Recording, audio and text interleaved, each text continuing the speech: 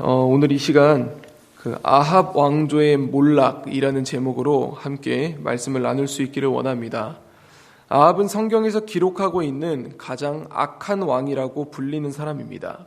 그런 아합은 실제 성경에서 우리가 생각했던 것보다 많은 분량을 차지하게 됩니다. 정확하게 말하면 아합의 가문에 대해 꽤 길게 다루고 있다고 할 수 있습니다.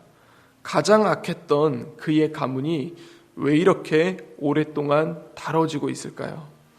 세계사에서 볼 때 이 가문에서 아합보다 더 유명한 사람이 있습니다. 아합의 아버지 오므리입니다. 우리는 아합 왕조 이렇게 얘기하지만 실제 세계사에서는 오므리 왕조라고 얘기합니다. 오므리가 세웠던 오므리 왕조는 북이스라엘이 세워진 이후 강대국이 되었습니다. 세속적으로 강한 힘을 가졌었기 때문에 하나님을 더 무시했고 자신들의 힘과 자신들이 믿었던 우상들을 더 섬겼던 것입니다. 그런데 그랬던 이들의 왕조가 드디어 심판을 받게 됩니다. 하나님은 악행을 저지르고 있는 그들을 결코 가만두지 않으셨습니다.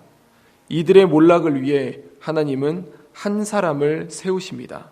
바로 예후입니다. 열왕기하 9장은 예후를 세우는 일로부터 시작됩니다. 엘리사는 선지자의 제자 중 하나를 불러 예후에게 기름을 부어주라고 얘기합니다. 선지자의 제자는 예후를 찾아가고 그에게 기름을 부으면서 이렇게 말합니다. 여호와의 말씀이 내가 내게 기름을 부어 여호와의 백성 곧 이스라엘의 왕으로 삼으니. 예후는 하나님으로부터 이스라엘 왕으로 세움받았습니다. 그가 나오자 사람들은 말합니다. 그 미친 자가 무슨 까닭으로 그대에게 왔느냐? 그 미친 자. 이 표현은 북이스라엘의 군사 지도자들이 또 북이스라엘의 사람들이 하나님의 사람, 선지자들을 얼마나 무시하고 얼마나 조롱했는가 잘 드러나는 모습이기도 합니다. 북이스라엘에 그만큼 하나님의 자리가 없었다라는 것이죠. 예후는 하나님으로부터 왕으로 세움받았다는 것을 그들에게 얘기해 줍니다. 그 말을 들은 군사 지도자들은 왕이라고 얘기하니까요, 자신들의 겉옷을 가져다가 예후 밑에 깔았습니다. 겉옷은 그 사람의 인격과 권력에 대한 상징입니다. 사람들이 예후 앞에 그렇게 겉옷을 깔았다는 것은 예후를 왕으로 인정했다는 것을 뜻합니다. 이제 예후를 통한 하나님의 심판이 시작됩니다. 예후는 아람과 전쟁 후 부상을 당해 이스라엘로 돌아왔던 이 요람 왕을 찾아옵니다. 그곳에는 요람과 남유다의 왕 아하시야도 함께 있었습니다. 우리가 8장을 보면 마지막에 아하시야가 이 요람을 만나기 위해 이스라엘로 갔다고 하지 않습니까? 요람은 사람을 시켜 이스라엘을 향해 오고 있는 예후에게 평안하냐? 이렇게 물어보라 했습니다. 평안하냐라는 것은 당시에 좋은 소식인가 아니면 나쁜 소식인가 이렇게 묻는 말입니다. 보냈던 사람들은 돌아오지 않고 시간이 지나 예후가 요람 왕 앞까지 나옵니다. 공교롭게도 그곳은 나봇의 토지였습니다. 아합이 나봇으로부터 뺏은 그 땅을 얘기하는 것이죠. 그곳에서 요람은 예후에게 죽임을 당합니다. 도망가던 아하시야도 멀리 가지 못하고 무깃도에서 죽습니다. 예후를 통한 하나님의 심판은 거기서 멈추지 않았습니다. 악의 상징, 가장 큰 행악자 이세벨이 남았습니다. 그녀도 예후를 통해 죽임을 당하게 됩니다. 주 안에 사랑하는 성도 여러분, 이들의 죽음은 끔찍할 수도 있지만 한편으로는 당연하게 이루어져야 할 하나님의 심판이었습니다. 놀라운 것은 그들의 죽음이 모두 열왕기상에서 기록된 엘리야의 예언대로 이루어졌다는 것입니다. 그들을 심판했던 하나님의 도구 예후도 열왕기상에서 미리 예언되어지고 선택되어진 사람이었습니다.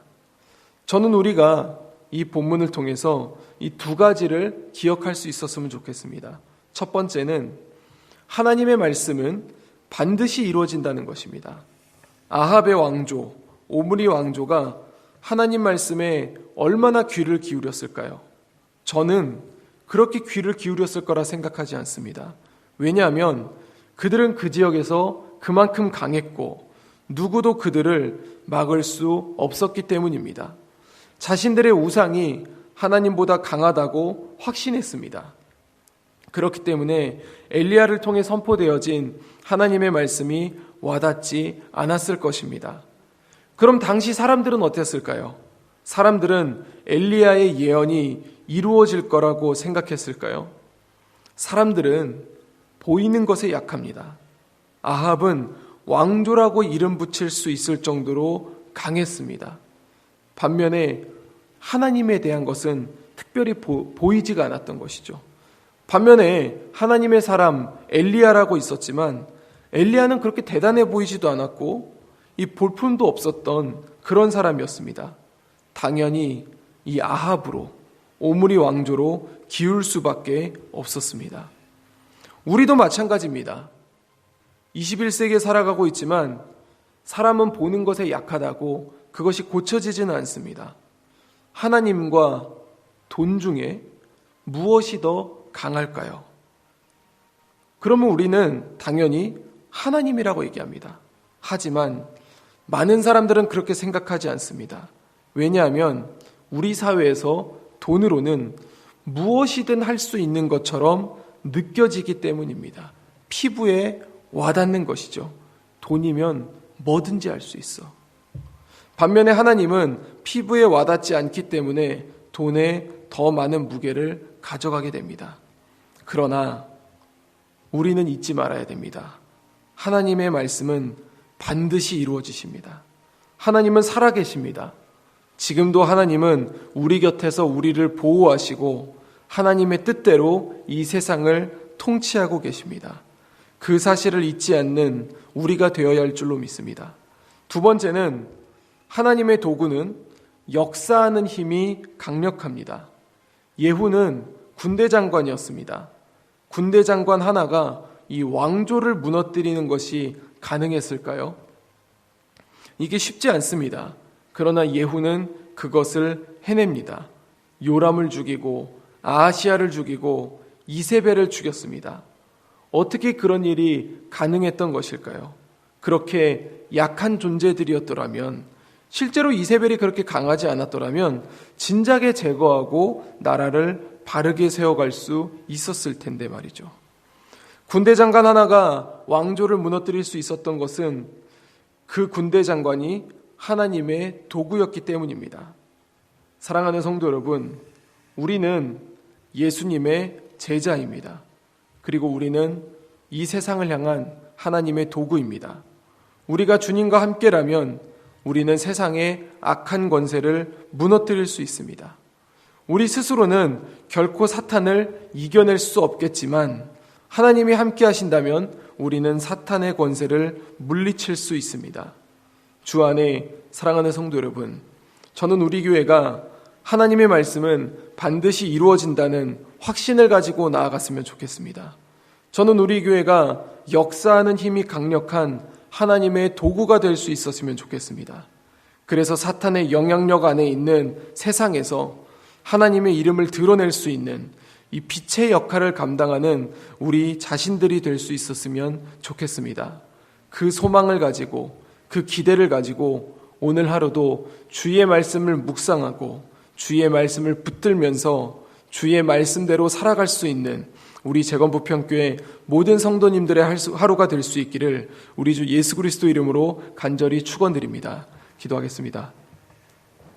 사랑과 은혜가 충만하신 아버지 하나님, 오늘 우리는 길고 길었던 이 악의 상징 아합의 왕조가 하나님이 세우신 사람 예후를 통해 사라지게 되는, 멸망하게 되는, 심판을 받게 되는 모습을 우리는 살펴보게 됩니다.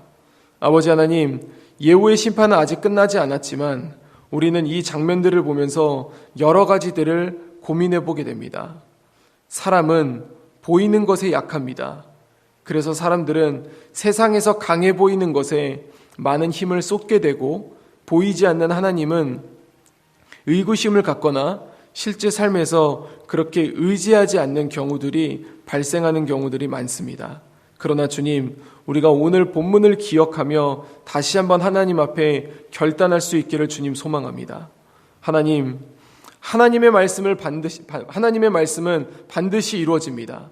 우리가 거기에 대한 믿음과 거기에 대한 확신을 가질 수 있게 하시고, 그리고 하나님의 도구는 그 무엇보다 강력하다는 것을 다시 한번 기억하면서 우리가 우리 자신이 하나님의 도구가 되게 해달라고, 그리고 담대한 마음을 가지고 세상 가운데 전진하게 되게 해달라고 우리의 마음을 주관하여 주시고 우리의 발걸음을 주께서 인도하여 주시옵소서. 그래서 우리 재건부평교회가 어두운 이 세상 가운데, 사탄의 권세가 강력한 이 시대 가운데에서 세상의 빛이 될 수 있는, 그래서 우리가 올해 한 해 표어로 삼았던 세상을 안위하는 그런 교회가 될 수 있도록 주여 함께하여 주시옵소서. 감사드리며 이 모든 말씀 우리 주 예수 그리스도 이름으로 간절히 기도드립니다. 아멘. 하늘에 계신 우리 아버지, 아버지의 이름을 거룩하게 하시며 아버지의 나라가 오게 하시며 아버지의 뜻이 하늘에서와 같이 땅에서도 이루어지게 하소서. 오늘 우리에게 일용할 양식을 주시고 우리가 우리에게 잘못한 사람을 용서하여 준 것 같이 우리 죄를 용서하여 주시고 우리를 시험에 빠지지 않게 하시고 악에서 구하소서. 나라와 권능과 영광이 영원히 아버지의 것입니다. 아멘.